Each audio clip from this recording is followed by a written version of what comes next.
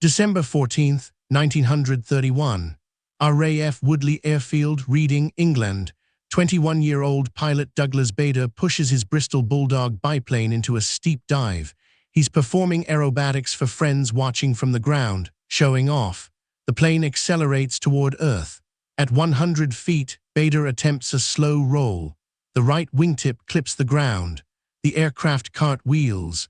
Wood and fabric explode across the field. When ground crew reach the wreckage, they find Bader pinned in the cockpit, both legs crushed beyond repair, bleeding out, minutes from death. In the hospital, doctors amputate his right leg above the knee, his left leg below the knee.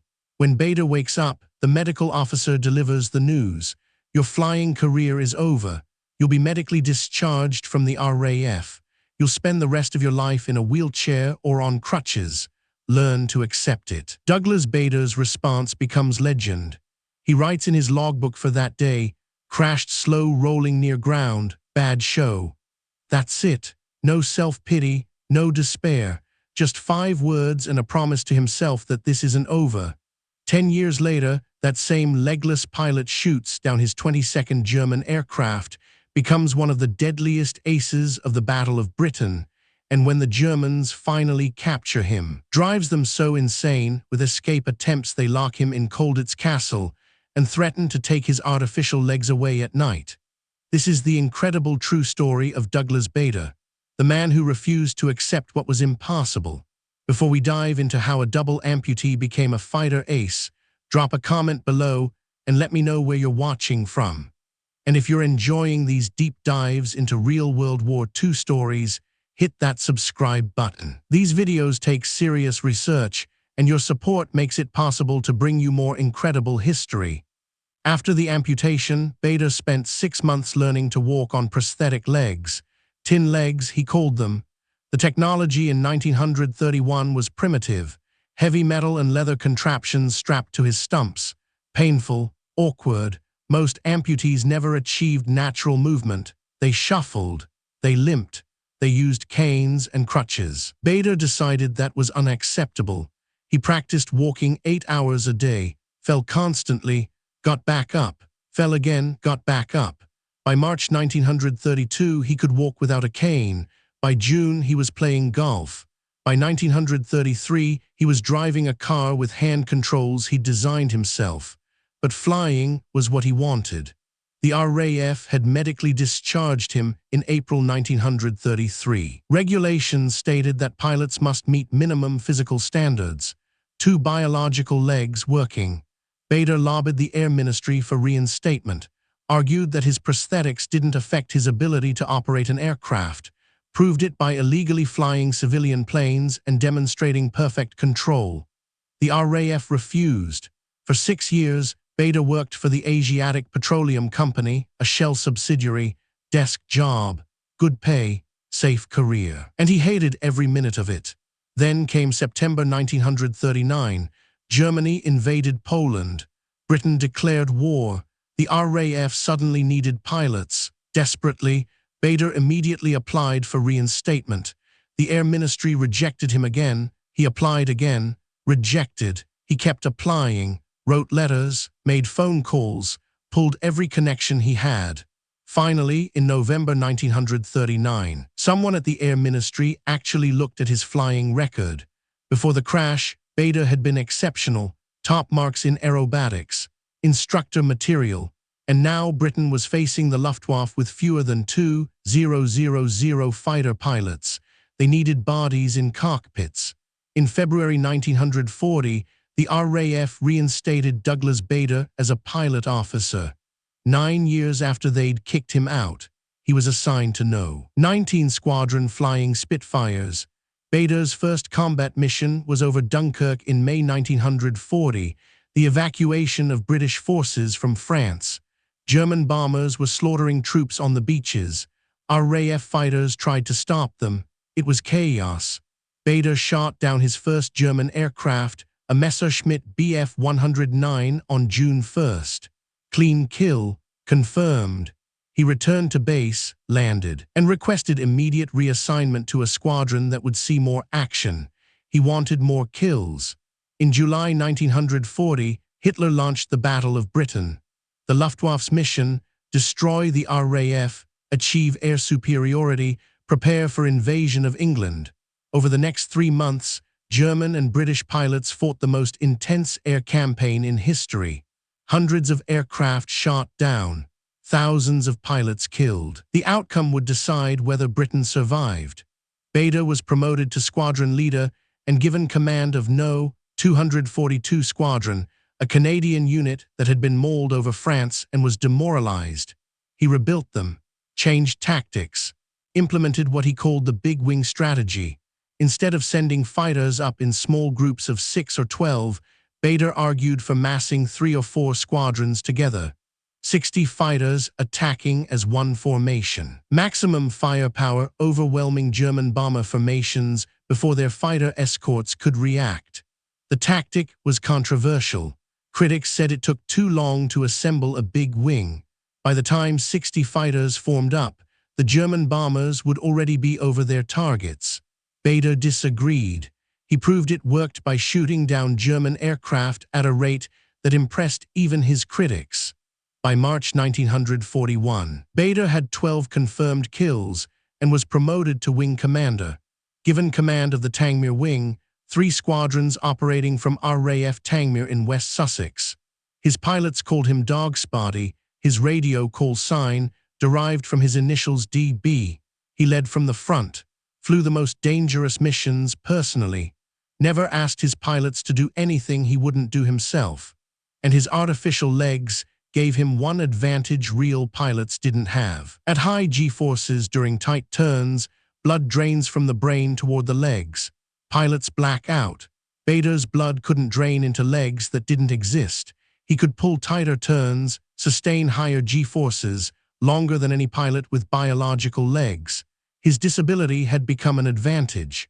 By August 1941, Bader had 22 confirmed kills and 2 shared kills. He was one of the RAF's top aces. Then came August 9th, 1941, a fighter sweep over France.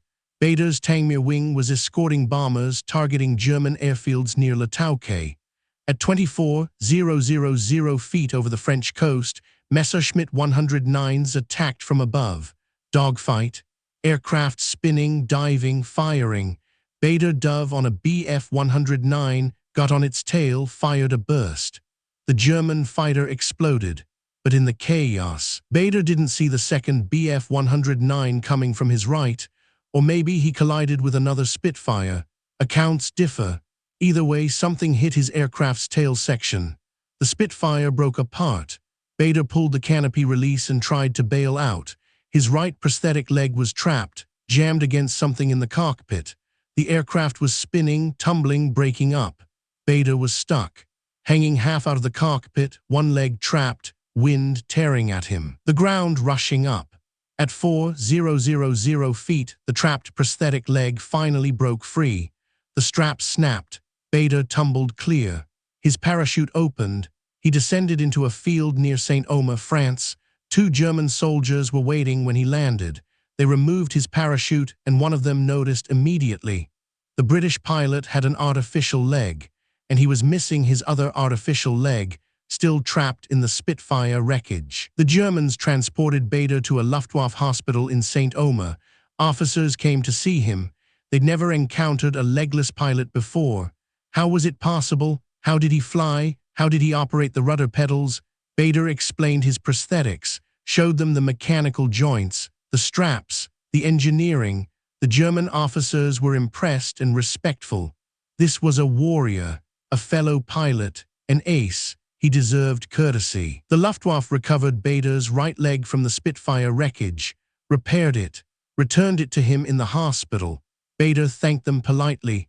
Then the next night, he tied bedsheets together and climbed out a hospital window. Using one working prosthetic leg and one broken one, he hobbled to a nearby village. The French resistance hid him. For 24 hours, Bader was free. Then the Germans launched a massive search, house to house. They found him hiding in a French family's home. Arrested him, arrested the family, threatened to execute them for harboring an enemy. Bader told the Germans the family had nothing to do with it. He'd forced his way into their home. They were innocent. The Germans eventually released the family and sent Bader to Stalag Luftwaffe 3, a POW camp for captured aircrew. But Bader had a problem. His broken prosthetic leg made walking almost impossible. He needed a replacement. The Germans approached the British through the Red Cross with an unusual proposal. We will guarantee safe passage for a British aircraft to drop a replacement leg for Wing Commander Bader. Hermann Goering, commander of the Luftwaffe, personally approved the offer. Why? Respect. Bader was an ace, a fellow warrior. The Luftwaffe took care of its own, even enemy pilots who'd earned honor in combat. The British government considered the offer. The problem was optics. If the RAF accepted German safe passage to deliver a prosthetic leg, it would generate positive publicity for the Nazis, make them look humanitarian. The British didn't want that, so they came up with a brilliantly devious solution.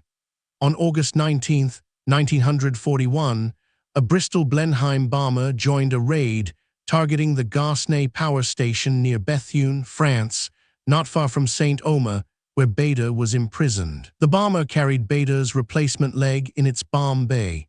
As the formation approached Saint-Omer, one Blenheim broke formation and descended over the POW camp. It dropped the leg by parachute. German soldiers recovered it and delivered it to Bader. Then the rest of the British bomber formation continued to the Gassenay power station and bombed it. The Germans were furious. They'd offered safe passage in good faith. The British had violated it. Hermann Goering reportedly called it a dishonorable trick. Adolf Galland, the famous Luftwaffe ace who'd met Bader at Saint-Omer, later said the British action was technically legal but left a bad taste. The British had used German chivalry against them. Bader received his new leg and immediately used it to attempt another escape. He and 3 other prisoners tried to tunnel out of the camp. They were caught. The Germans transferred Bader to Stalag Luftwaffe 8B at Lambsdorff. He escaped again, joined a work detail, slipped away, tried to reach Poland, recaptured after 4 days. The Germans had had enough. They threatened to confiscate his artificial legs at night, make him a prisoner without the ability to walk. Bader told them to go ahead. He'd crawl if necessary. The Germans didn't follow through. Instead, they transferred him to the one place they believed even Douglas Bader couldn't escape: Colditz Castle. Colditz was a medieval fortress on a hilltop in Saxony, Germany, Auflag Roman 4C in German designation, reserved for prisoners who'd attempted multiple escapes, the troublemakers, the incorrigibles, the ones who refused to accept captivity. Security was extreme, guards everywhere, random searches, isolation cells for punishment. The Germans called it escape-proof. Bader arrived in August 1942 and immediately began planning his next escape. But Colditz was different from other camps. Escape was genuinely difficult. The castle sat on a 250-foot cliff. Guard towers had overlapping fields of fire. Tunnels were almost impossible because of the bedrock. Most prisoners settled into a routine, read books, played sports, waited for the war to end. Not Bader. He made life hell for the German guards, refused to cooperate with roll calls, mocked officers, violated camp rules constantly. The Germans called it goon baiting, antagonizing guards for sport. When ordered to morning formation in winter, Bader refused, told the guards his feet would get cold in the snow. If you want to count me, come to my room. The guards threatened him with pistols. Bader didn't care. Fellow prisoners had mixed feelings about Bader. Some admired his defiance, his refusal to be broken. Others resented him. His antagonism brought collective punishment on the entire camp, and Bader could be difficult personally, arrogant, demanding. He expected special treatment because of his disability and his rank. He had a prisoner orderly, Alex Ross, whose job was to carry Bader up and down stairs, help him bathe, assist with daily needs. Ross later said Bader never said please or thank you in 2 years, never shared his superior rations, treated him like a servant, but Bader's fellow officers generally respected him. He was a wing commander, an ace, a legend. His presence in Colditz meant something. Even in prison, Douglas Bader refused to surrender. The war ended in April 1945. American troops liberated Colditz on April 16. Bader was free after 3 years and 8 months as a POW. He flew back to England and immediately requested a Spitfire so he could return to combat. The war in Europe was days from ending. The RAF said no. Bader's war was over. On September 15, 1945, Battle of Britain Day, Douglas Bader led 300 RAF aircraft in a victory flyby over London. Spitfires, Hurricanes, bombers, the heroes of 1940 celebrating survival. Bader flew his old Spitfire. Call sign Dog Spotty one last time. The crowds below cheered.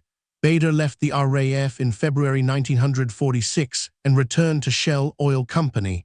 He became a successful executive, traveled the world, kept flying for pleasure until 1979 when his health declined.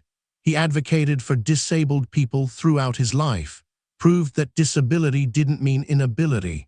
In 1976, Queen Elizabeth II knighted him, Sir Douglas Bader, for services to disabled people, not for shooting down 22 German aircraft, not for 4 escape attempts, for showing the world that a man with no legs could do anything a man with legs could do.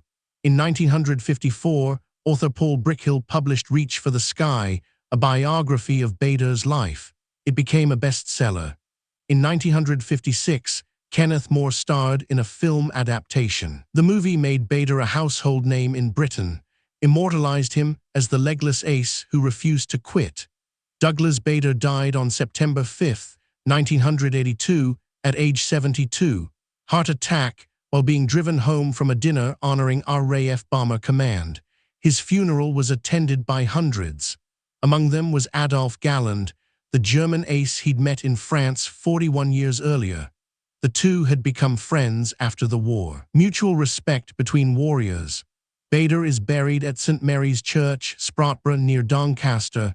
His headstone lists his military decorations: Distinguished Service Order, Distinguished Flying Cross, nothing about his artificial legs, nothing about his disability, just a fighter pilot who served his country, but his legacy is bigger than his combat record. Douglas Bader proved that disability is often just a challenge to overcome. That limitations exist only if you accept them. That willpower and determination matter more than physical perfection. The RAF rejected him because he had no legs. He responded by shooting down 22 German aircraft. The Germans imprisoned him. He responded by escaping 4 times. They sent him to Colditz, the escape-proof castle. He responded by making their lives miserable until American troops kicked down the gates. December 14, 1931. A young pilot crashes and loses both legs. His flying career should be over, but Douglas Bader refused to accept should. He rewrote the rules, proved the experts wrong, became a legend, and reminded the world that sometimes the biggest obstacles are the ones we put in our own minds. If this story inspired you, hit that like button and subscribe to the channel. There are dozens more incredible World War II stories that deserve to be told, and I'll be bringing you a new one every week. Drop a comment below. What part of Douglas Bader's story impressed you most? Thanks for watching.